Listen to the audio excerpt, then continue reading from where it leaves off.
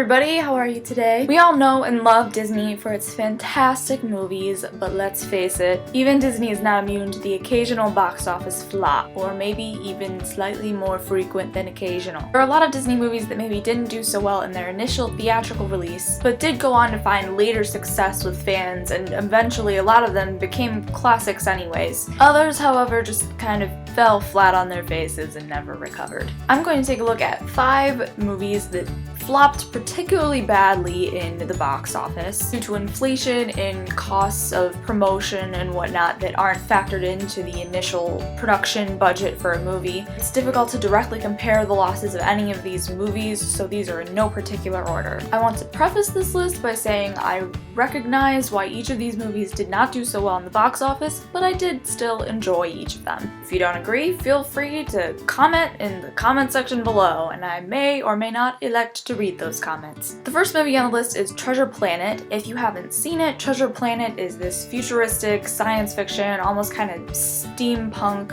adaptation of the book Treasure Island by Robert Louis Stevenson. It had a budget of $140 million and grossed only $105 million in the box office. That includes US and international ticket sales. There are a few possible reasons why this movie might have bombed so badly. Disney suggested at the time that they might have just mishandled the marketing, failing to make it look fun and exciting to kids, and failing to show the connection to Treasure Island, which a lot of the kids' parents would be sure to like. Another important factor to take into account was that this movie was released just 3 weeks after the release of Harry Potter and the Chamber of Secrets, and with Harry Potter gaining popularity every day, that movie was doing incredibly well in the box office at the time. Some people theorized that Disney purposefully bombed this movie in the box office so that they could veer away from the traditional hand-drawn approach to animation and move on to purely computer-animated films. However, this is pretty unlikely because $140 million is a pretty expensive dive bomb to take. Treasure Planet has gained more popularity over the years with die-hard Disney fans, and if you're a fan of Joseph Gordon-Levitt, you should probably watch it because he is the voice of the lead character, Jim Hawkins. Next on our list is The Lone Ranger. I'm sure you've already heard at least a little bit about how badly this one tanked. It's kind of infamous for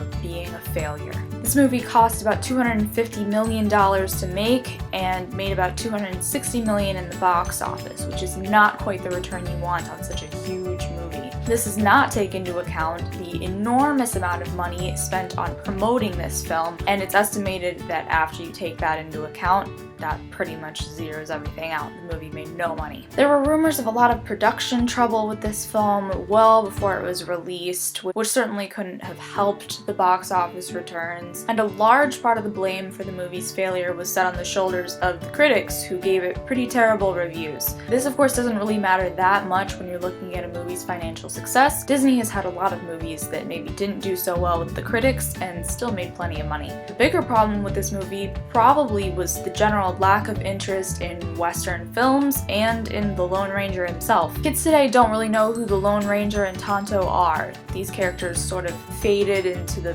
background of pop culture history along with most Westerns, along with the rest of the old Westerns. While they were extremely popular in their time, they're not really what audiences want from a brand new blockbuster film today. Next up is The Good Dinosaur. This movie is Pixar's one and only box office failure. It cost $350 million to make and only made about $321 million in the box office, not even covering the cost of production. This movie actually did worse in the box office than Cars 2, which seems absolutely impossible. While there have been other Pixar movies that have done similarly badly with the critics, like Cars, Cars 2, and so on, fans and audiences typically still love them. This unfortunately was not true for The Good Dinosaur. Nobody got that excited about this movie. And then with the release of Inside Out later in the year, The Good Dinosaur was kind of overshadowed and pretty much forgotten by audiences. Even Pixar seems to be kind of sweeping this one under the rug. Instead of owning up to their mistakes, they're just not really talking about this movie anymore. Can we really blame them? Another movie that didn't do so hot in the box office was Tomorrowland. This movie had a budget of about $190 million and only made about $143 million cumulatively. There's not really a consensus as to why this movie did so poorly in the box office. The concept was interesting and original, and of course it was built off of Disney Parks nostalgia that really should have drawn an audience. Unfortunately, it just didn't seem to hit the way it was supposed to. Brad Bird, who directed the film, suggested that perhaps viewers were disappointed by the lack of Tomorrowland that was in the movie compared to what they thought they might see from the trailer, since more of the movie was dedicated to journeying to Tomorrowland than might have been indicated in the trailer. In any case, this movie didn't do so well, and so I hope that the upcoming proposed Jungle Cruise movie and the upcoming Haunted Mansion movie are handled with a little more care. The final movie on our list is Fantasia. It's hard to say how this movie did in its initial box office release because its initial theatrical release was very different from any other movies. It had a traveling roadshow that went from city to city giving presentations. The idea of distributing the movie as you would any other film was scrapped by RKO Radio Pictures, who thought the movie was too long and too boring and wouldn't hold the attention of audiences. The film had a $2.28 million